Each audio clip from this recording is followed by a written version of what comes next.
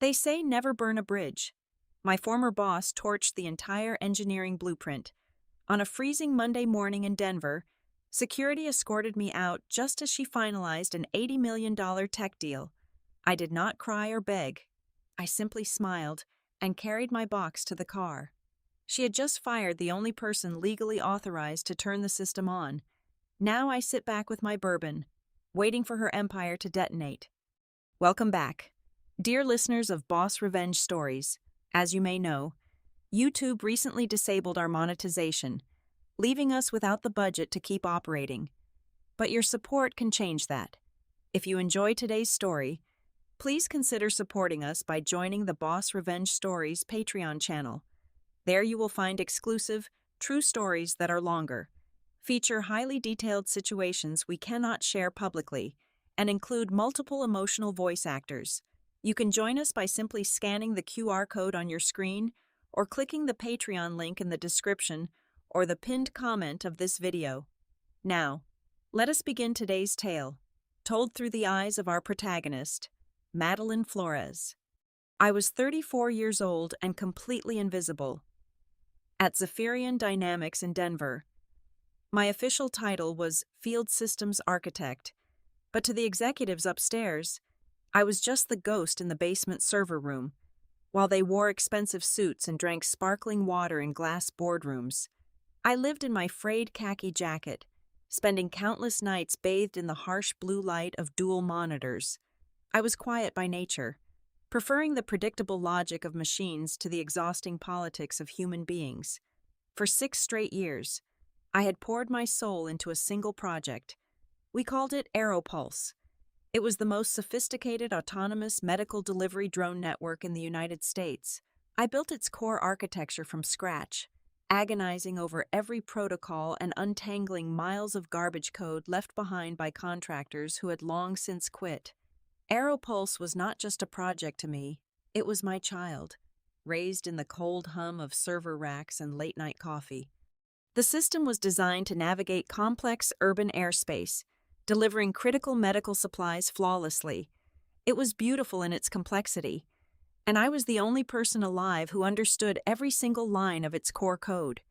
Then came Valerie Sterling. Valerie was our newly appointed Chief Operating Officer. Fresh out of a ruthless Wall Street firm, she moved like a shark in designer heels, leaving a trail of panic in her wake. Valerie did not understand technology, nor did she care to learn. Her entire vocabulary consisted of corporate buzzwords like lean optimization, aggressive downsizing, and synergistic pivots. To a woman like Valerie, engineers like me were nothing but obsolete clerical workers, necessary evils draining her precious budget. She believed true value was created in boardrooms, not in server rooms. She had her eyes firmly locked on the vacant Chief Executive Officer chair, and she needed a massive, headline-grabbing victory to secure it. Her golden ticket was my life work. Valerie orchestrated a reckless plan to liquidate AeroPulse to a massive tech conglomerate for $80 million. The goal was simple. She wanted to artificially inflate the quarterly financial reports, claim a historic win for the shareholders, and take the throne. The problem was that AeroPulse was still in a highly sensitive phase. The system required meticulous, daily maintenance and oversight to function safely within federal airspace limits. Handing it off to a corporate giant without a proper, lengthy technical transition was like selling a live explosive to someone who had never read the manual. But Valerie did not care about the long-term consequences or the safety of the public. She only cared about the $80 million and the prestige it would bring her. The climax of her ignorance arrived during the quarterly board meeting. I was summoned to the glass penthouse, sticking out like a sore thumb in my worn khaki jacket among a sea of tailored Italian silk. Valerie stood at the head of the long oak table, her smile cold and practiced. The entire executive board watched as she pulled up a presentation. Without a hint of hesitation, she announced that the AeroPulse division was being restructured for the upcoming acquisition, and my role was being entirely eliminated. She did not stop there.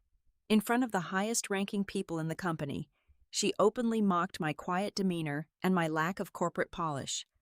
"We need visionaries who can speak to stakeholders, Madeline, not basement dwellers hiding behind keyboards and dirty jackets, Valerie said, her voice dripping with condescension as a few executives chuckled. Your chapter here is officially over. We need forward thinkers, not glorified mechanics. I felt a cold knot form in my stomach, not from humiliation, but from the sheer recklessness of what she was about to do. I took a breath and tried to inject some reason into the room, hoping someone would listen. Valerie, you do not understand what you are selling, I said, keeping my voice remarkably steady despite the adrenaline coursing through my veins. There is a core legal issue regarding the federal airspace permissions. You cannot just transfer the system without clearing the operational rights. If you do this, you will trigger a massive legal violation. Stop right there, Valerie snapped, raising a well-manicured hand to cut me off. She reached into a sleek leather folder, pulled out a single sheet of paper, and slid it across the polished wood table. It was a formal termination notice. I am not interested in your technical excuses or your pathetic attempts to cling to relevance. You are just upset because you are being left behind. You are done here. She picked up her desk phone and dialed the front desk. I need security up at the boardroom immediately, she said, her eyes locked onto mine with a triumphant glare. You have exactly 15 minutes to clear out your desk and leave this building. If you are not gone by then, you will be physically removed. I looked at the termination paper, then back at Valerie's smug face. She thought she had just eliminated a minor obstacle on her path to glory. She had no idea she had just thrown away the only key to an $80 million door. I did not raise my voice, and I did not shed a tear. The room fell silent as I stood up, pushed my chair back, and walked out to pack my things. Two large men in gray uniforms flanked me as I made my way down to the basement server room. Their heavy boots echoed against the concrete floor, a deliberate attempt to intimidate me. I did not give them the satisfaction of a reaction, nor did I utter a single word of complaint. I simply grabbed a small cardboard box and began placing my few personal items inside: a ceramic coffee mug, a framed picture of my dog, a few mechanical pencils. I left the expensive company-issued laptop sitting perfectly centered on my desk. However, while the guards were busy looking at the blinking lights of the server racks, I casually reached under my desk pad. I peeled off a small, flat flash drive taped to the bottom and slipped it seamlessly into the pocket of my jacket. That tiny piece of plastic held a backup copy of a very specific, highly personal legal document. What the executives in the penthouse never bothered to understand was the sheer bureaucratic nightmare of the Federal Aviation Administration. When I first conceptualized the autonomous routing algorithms for the drone network, I was not an employee. I was a graduate student running independent field tests.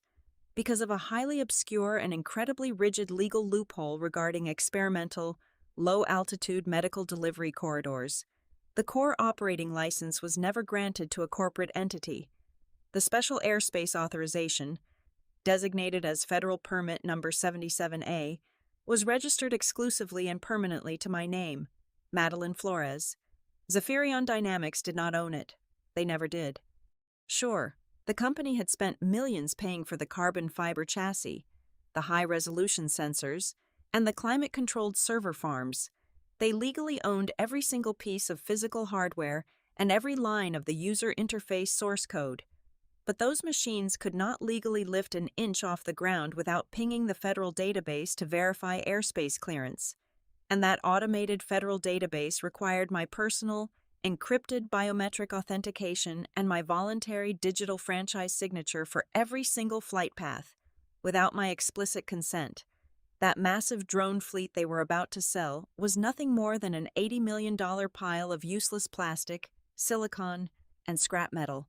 Flying them would be a severe federal crime. I drove back to my small, quiet apartment on the outskirts of the city. The moment I walked through the door, I took my company-issued smartphone, powered it down, and locked it inside a heavy steel firebox in my bedroom closet. I wanted absolute silence. For an entire week, my routine was blissfully, intentionally mundane. While my former bosses were frantically preparing for the biggest transaction of their lives, I spent my mornings meticulously watering my collection of potted ferns. I took my golden retriever for long, meandering walks through the local park, taking the time to actually feel the crisp, cold wind against my face. I cooked complex meals from scratch. I breathed. I was entirely untethered from the corporate machine. In the evenings, the contrast between my reality and theirs was almost comical. I would sit on my worn velvet sofa with a cup of chamomile tea, open my personal laptop, and scroll through professional social networking sites. Valerie was putting on a spectacular show for the public. Her feed was an endless, nauseating stream of self-congratulatory posts and aggressive marketing buzzwords. She uploaded high-definition photos of a virtual ribbon-cutting ceremony, beaming with pride as she held a pair of oversized digital scissors. She wrote long, boastful paragraphs about her unparalleled visionary leadership, bragging about how she was single-handedly spearheading the monumental $80 million acquisition with Apex Horizon Capital down in Texas.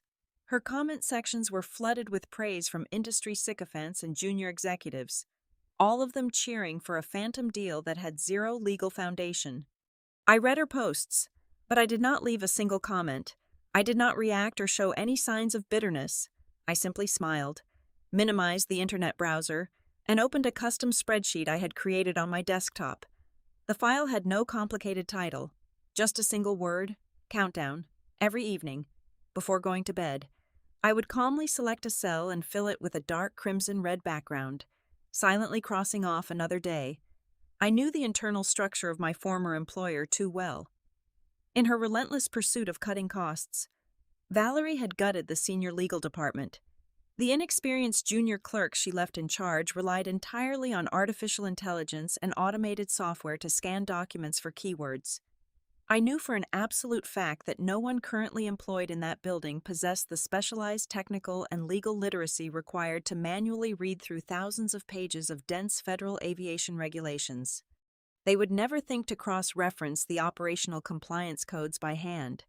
They would never spot my name listed as the sole federal license owner until it was far, far too late. I closed my laptop, listened to my dog snoring softly on the rug, and went to sleep, resting peacefully in the deafening silence that always precedes a devastating explosion. Back at the corporate headquarters, the atmosphere had mutated into a perpetual, nauseating celebration of unearned victory. The glass hallways were filled with the sound of clinking champagne flutes and catered lunches paid for by the company credit card. Valerie was in her absolute element, treating the upcoming acquisition not as a pending business transaction, but as her personal coronation. She began hosting weekly company-wide town hall meetings in the main architectural atrium, standing on a hastily erected stage with a wireless microphone, projecting the aura of a tech visionary. I was not there, of course, but I did not need to be. The industry gossip network was highly efficient, and former colleagues anonymously forwarded me the recorded video feeds. Valerie paced back and forth on the stage, wearing an immaculate white designer suit, delivering endless speeches overflowing with hollow corporate jargon. She spoke passionately about paradigm shifts, synergistic alignment, and pivoting toward a hyper-agile future. Then, she inevitably shifted her focus to the recent personnel changes. Without explicitly saying my name, she proudly boasted to the cheering crowd about how she had surgically removed the cumbersome roadblocks and eliminated the legacy mindset employees who were holding the company back. She declared that the era of slow, methodical engineering was dead, replaced by the era of relentless speed and exponential growth. The junior executives and desperate middle managers applauded wildly, eager to ride her coattails all the way to the bank. Meanwhile, down in Texas, the massive investment machine known as Apex Horizon Capital officially initiated their rigorous due diligence process. Their army of ruthless financial auditors and legal experts demanded a mountain of operational compliance records, maintenance logs, and safety certifications before they would finalize the $80 million transfer. Valerie, terrified of missing the fiscal quarter deadline and jeopardizing her guaranteed promotion to chief executive officer, panicked at the sheer volume of required paperwork. Instead of allowing her skeletal legal team to carefully review the federal documents, she commanded them to cut corners. She mandated the deployment of cheap, unreliable artificial intelligence algorithms and automated optical character recognition software to rapidly scan the legal archives and generate summary reports. She wanted speed, completely disregarding accuracy. The inevitable disaster struck on a late Thursday afternoon. A young, overworked legal intern, practically vibrating from too much caffeine and too little sleep, was manually sorting a small batch of rejected digital files that the automated software had failed to parse. As he scrolled through a dense federal registry log, he stumbled across a glaring red flag. The system was showing a severe authentication error linked directly to the core operational permits of the drone fleet. He printed the error log, his hands trembling slightly, and hesitantly knocked on the heavy oak door of the chief operating officer. The intern nervously entered the expansive corner office and placed the paper on the mahogany desk. He quietly explained that the Federal Airspace Authorization Protocol was actively demanding a specific, encrypted biometric key, warning that the current corporate credentials were fundamentally invalid for transfer. He suggested they halt the audit and consult outside legal counsel immediately. Valerie, furious that a junior employee was daring to introduce a delay into her perfect timeline, sneered at the young man. She loudly berated him for lacking big-picture vision and accused him of panicking over minor administrative trivia. "This is nothing but a redundant glitch from an outdated legacy system," Valerie snapped, her voice dripping with venom. That incompetent basement engineer failed to patch the registry before she was terminated. I am not going to let a software bug ruin an $80 million acquisition. We are closing this deal next week, and I expect solutions, not roadblocks. Driven by a blinding mixture of arrogance and profound ignorance, Valerie turned to her computer. She forcefully applied the master corporate digital signature stamp, attempting to forcefully and manually override the Federal Registry verification prompt. She genuinely believed she was just cutting through bureaucratic red tape to keep the auditors happy. In reality, she was actively committing federal perjury and unauthorized access to a restricted government database. The moment that fraudulent digital stamp hit the federal servers, an automated, non-negotiable fail-safe was instantly tripped within the Department of Transportation. Deep within a secure server facility in Washington, a silent, invisible alarm triggered. A catastrophic, highly classified asset freeze was automatically initiated against every single piece of hardware associated with the project. It was a digital padlock snapping firmly shut, permanently severing the entire drone fleet from the national airspace grid. Back in Denver, Valerie and her executive team continued drinking their imported champagne, entirely oblivious to the catastrophic reality that their prized technological asset was now legally paralyzed and functionally worthless. Hundreds of miles away from that toxic office, I was sitting quietly on my apartment balcony, watching the evening sunset paint the sky in brilliant shades of orange and purple. My personal laptop, resting on a small glass table beside me, suddenly chimed with a sharp, distinct notification. It was an automated, high-priority encrypted email dispatched directly from the government security mainframe. The subject line read in bold red letters, "Warning, critical security breach, illegal access. Attempt detected on permit 77A." I opened the message, my eyes quickly scanning the digital timestamp and the geographical Internet Protocol address. It traced perfectly back to the executive suites of my former employer. I leaned back in my comfortable chair, picked up a heavy crystal decanter, and poured myself a generous glass of rich, dark red wine. I took a slow, deliberate sip, feeling a genuine, deep-seated smile finally break across my face. The prey had not just taken the bait, she had locked herself inside the cage, swallowed the only key, and set the timer on her own destruction. The clock was ticking relentlessly. There were exactly 3 days remaining before the highly anticipated signing ceremony was scheduled to take place in a luxurious hotel ballroom down in Austin, Texas. Apex Horizon Capital had already prepared the glowing press releases, the expensive catering, and the imported champagne for the monumental $80 million acquisition. But inside their secure, windowless legal war room, the atmosphere was rapidly turning from confident anticipation to absolute dread. The elite team of corporate attorneys, men and women who billed thousands of dollars an hour, had finally hit a massive brick wall that no amount of venture capital money could easily dismantle. Marcus was the lead counsel for Apex Horizon, a seasoned veteran of corporate acquisitions who had spent 3 decades navigating hostile takeovers and complex legal minefields. He was a man who prided himself on missing absolutely nothing. Late Tuesday night, his specialized team received the automated notification from the federal database. The entire drone network was suddenly under a Level 1 federal asset freeze.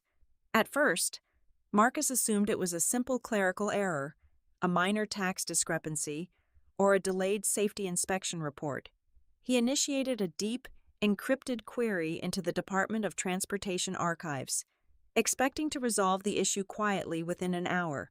When the decrypted results finally populated on his secure monitor, the blood completely drained from his face.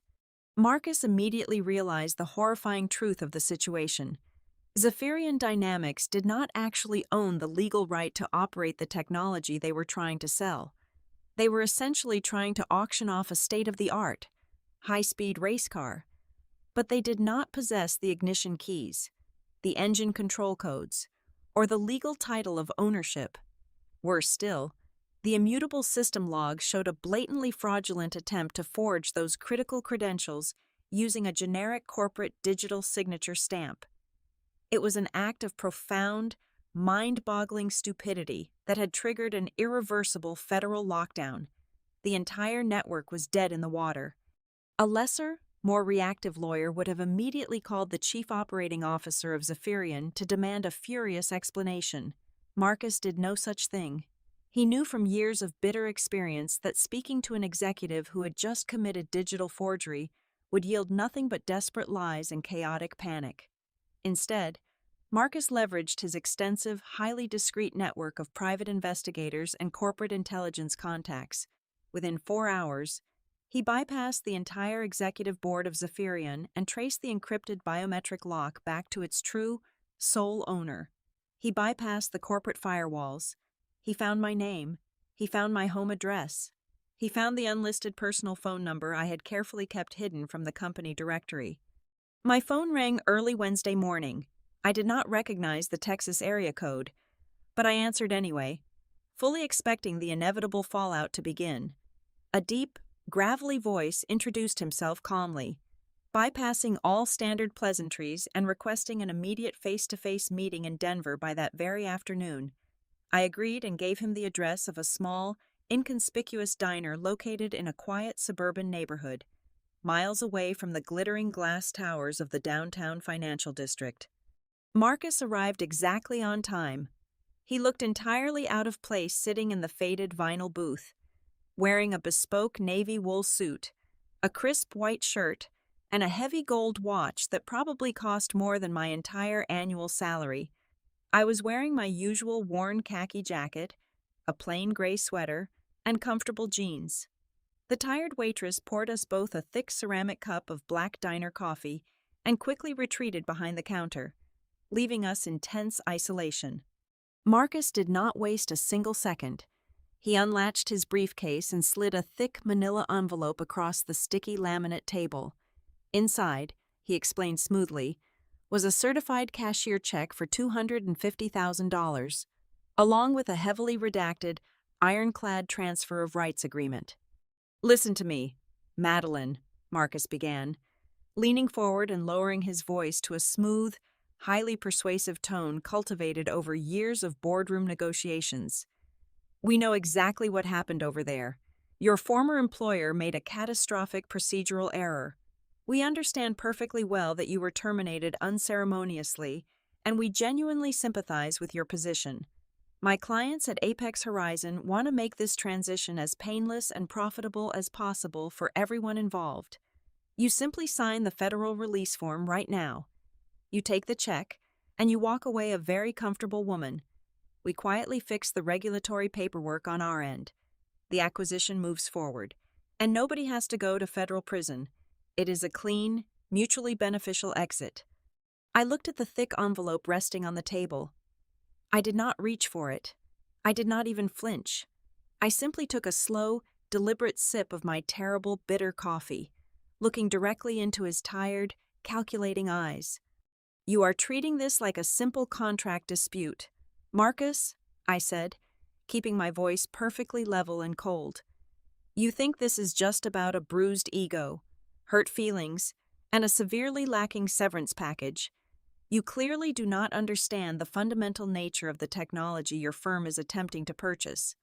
Marcus frowned, shifting slightly in the uncomfortable vinyl booth, his professional mask slipping just a fraction. "Enlighten me." "Those drones are not harmless plastic toys," I explained, maintaining intense, unyielding eye contact. "They are heavy, high-velocity autonomous machines carrying sensitive medical payloads over densely populated urban areas. The routing algorithms I built require constant, meticulous recalibration and expert oversight.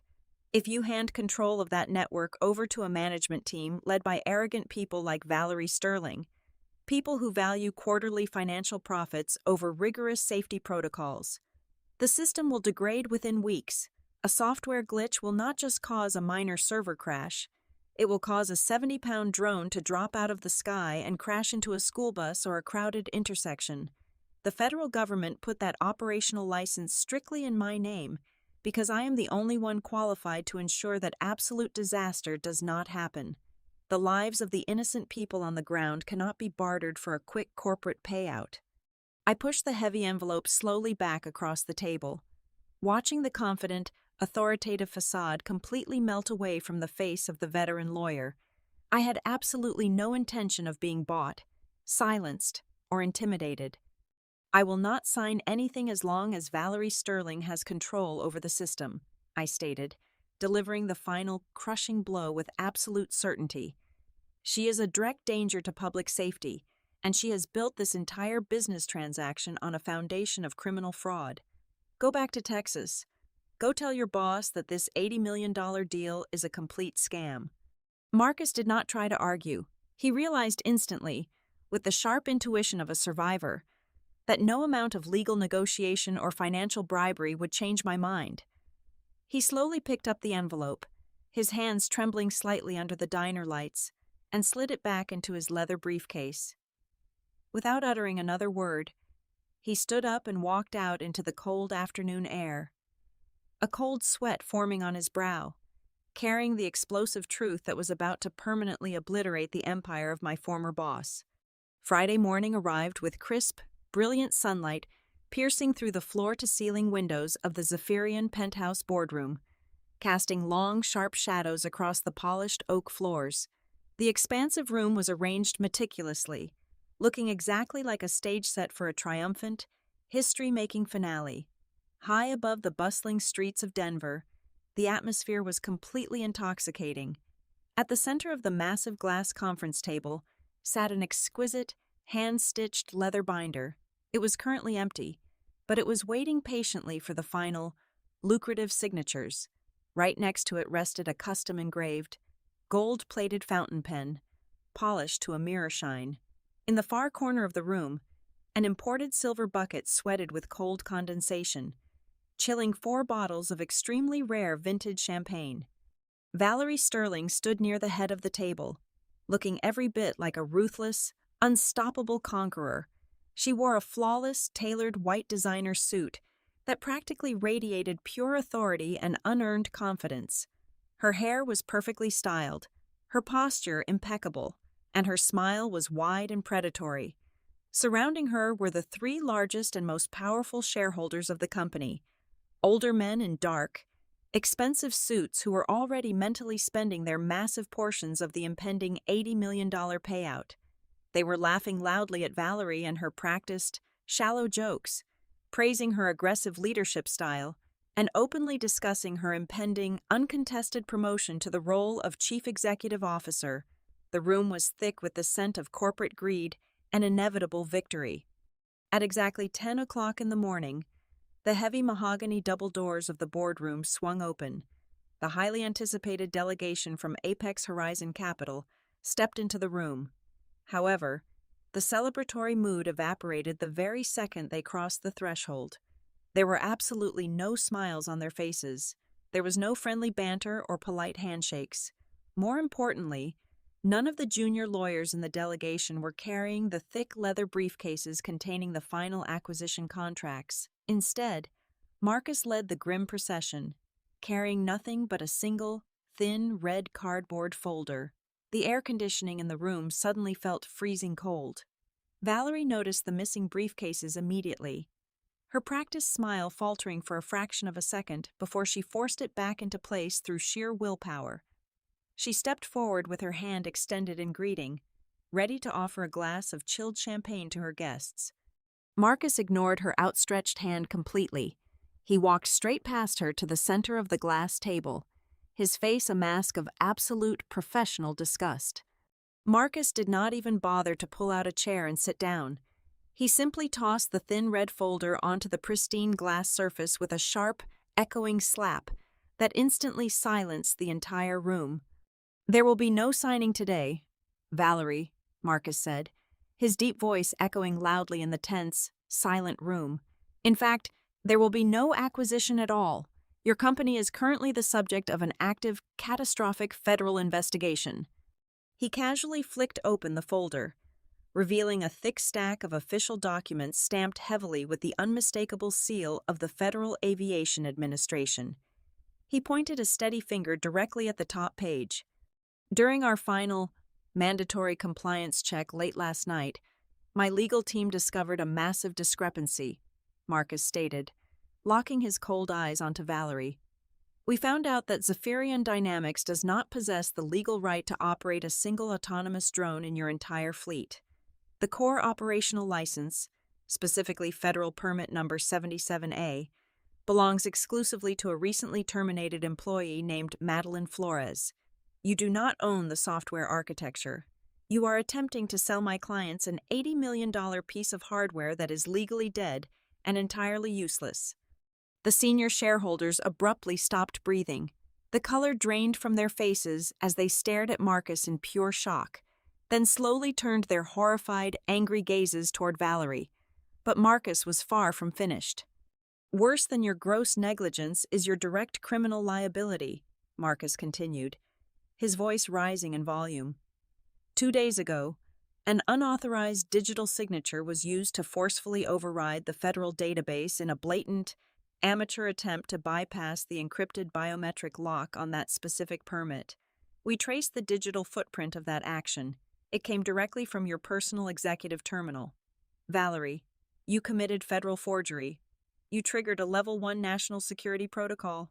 The entire drone network is now under an immediate, irreversible government asset freeze.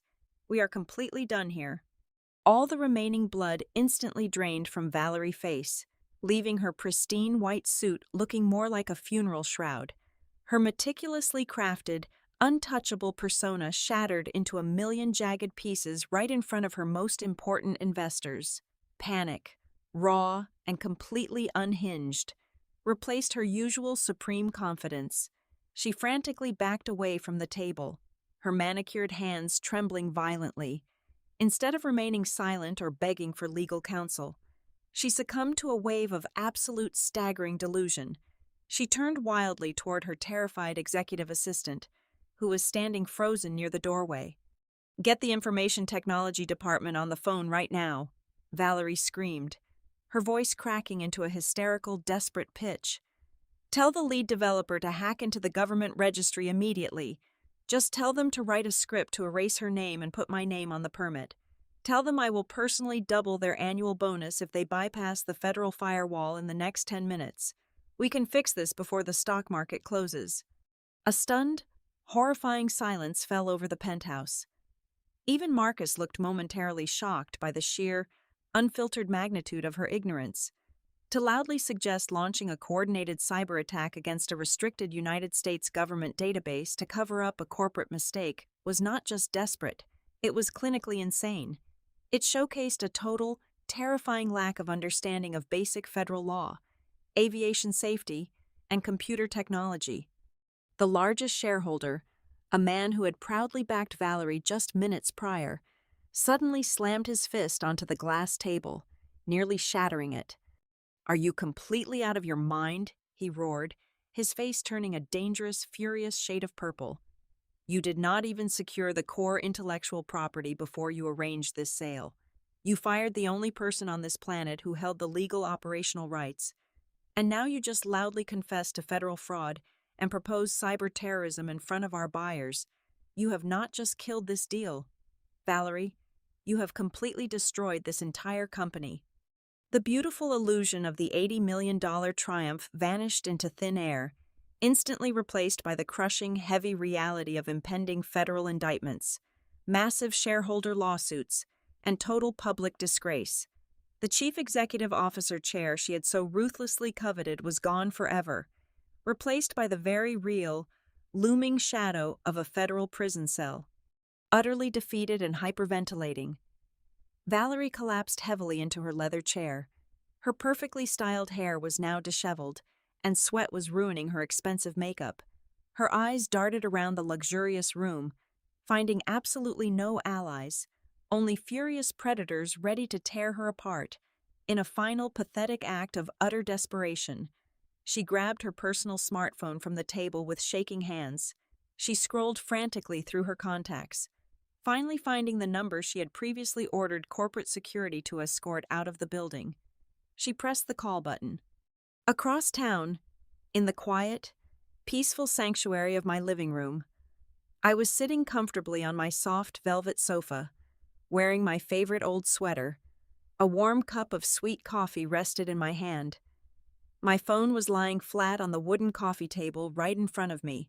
The screen suddenly lit up brightly, vibrating loudly against the wood. The caller identification flashed the name Valerie Sterling in bold, desperate letters. I simply sat there, feeling a profound sense of peace wash over me as I watched the screen glow. I watched it ring 5 times.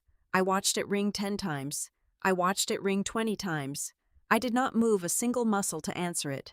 I just smiled, took a slow, satisfying sip of my coffee, and let every single frantic, desperate call drop silently into the dark, empty void of my automated voicemail. Back in the boardroom, the situation had rapidly escalated from a tense negotiation to a full-blown corporate tribunal.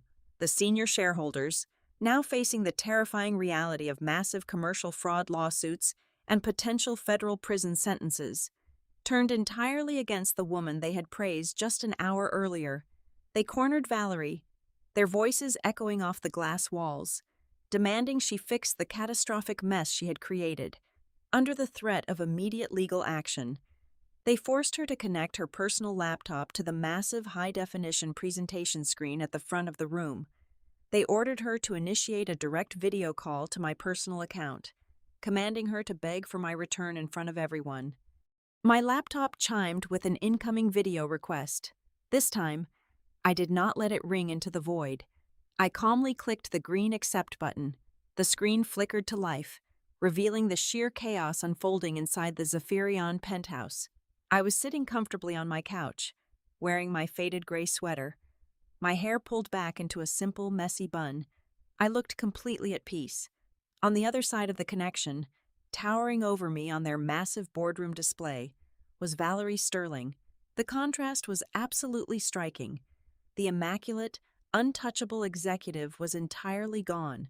Her expensive white suit was visibly wrinkled. Her hair was a tangled mess, and her face was pale and slick with panicked sweat. Behind her, the furious shareholders and the Apex Horizon legal team stood in complete, suffocated silence, watching her ultimate humiliation. "Please, you have to listen to me," Valerie pleaded, her voice trembling and completely stripped of its usual arrogance. She leaned closer to the camera, her eyes wide with desperation. "I made a terrible mistake. We all make mistakes in the heat of the moment. I need you to come back to the office right now. I am officially reinstating your position as Field Systems Architect. I will give you double your previous salary. I will give you a massive signing bonus the second you walk through the doors. Just please, log into the federal portal, provide your biometric key, and sign the transfer documents. We can save this $80 million deal. We can save the entire company. I am begging you." I looked at her through the camera lens. I did not smile, and I did not gloat. I felt nothing but a cold, clinical certainty. I let the silence hang in the air for a long, heavy moment, making sure every single person in that room understood exactly who held the absolute power. "Your presence in this project is a direct, catastrophic danger to national aviation security," I stated, my voice echoing crystal clear through the expensive boardroom speakers. "You treat highly sensitive engineering like a cheap financial commodity. You forged federal documents and risked innocent lives for a quarterly bonus. I am the sole, legal owner of Permit 77A, and I officially veto this entire transaction. There will be absolutely no agreement signed, no biometric keys provided, and no systems transferred as long as Valerie Sterling is employed by that company." Before anyone could utter a single word in response, I moved my mouse and clicked the red disconnect button. The video feed vanished instantly, plunging the Zephyrion boardroom into total darkness and absolute chaos. I did not need to be in the building to know what happened next. The industry network told me everything. The meeting completely disintegrated into a screaming match. Less than 2 hours after I hung up the call, 2 large men in gray uniforms stepped off the elevator into the penthouse. They were the exact same security guards who had escorted me out just days prior. But this time, they were there for the chief operating officer. Valerie was not allowed to pack a box. She was not allowed to take her personal files or her gold-plated pen. They marched her out of the glass boardroom, down the elevator, and straight out the front doors of the building into the freezing Denver afternoon. As she stood shivering on the sidewalk, completely stripped of her power, her title, and her dignity, a process server handed her a thick stack of papers. It was a massive internal subpoena from the board of directors. Her career was utterly annihilated. The dust settled quickly. 1 week later, I received another phone call. It was not from Zephyrion. It was Marcus, the lead counsel from Apex Horizon Capital, calling me directly. His tone was entirely different this time. Filled with deep respect and genuine caution, they had officially cut Zephyrion out of the operational equation entirely, realizing the corporate management was nothing but a toxic liability. Instead, they wanted to negotiate directly with the actual architect of the technology. We did not meet in a diner this time. We met in a secure private office. Apex Horizon offered me a contract to become their lead independent technical advisor. The compensation was $3 million a year, with full, unquestioned authority over all technical and safety protocols, and most importantly, the federal operational license remained permanently in my name. The entire $80 million saga did not end with the destruction of my life work. It ended with the absolute, uncompromising protection of it by a true engineering mind. Thank you so very much for taking the time to listen to my story today. I would love to know where you are tuning in from, so please let me know your city or country in the comments below. If you found today's journey of corporate justice satisfying, please help us keep bringing these stories to life by joining the Boss Revenge Stories Patreon channel. We have so many more incredible, exclusive true stories waiting for you there. Stories with rich details and multiple emotional voices that we simply cannot share on YouTube. You can easily join us by scanning the QR code currently on your screen, or by clicking the Patreon link located in the description box and the pinned comment of this video. Thank you again for your incredible support, and stay tuned for our next episode.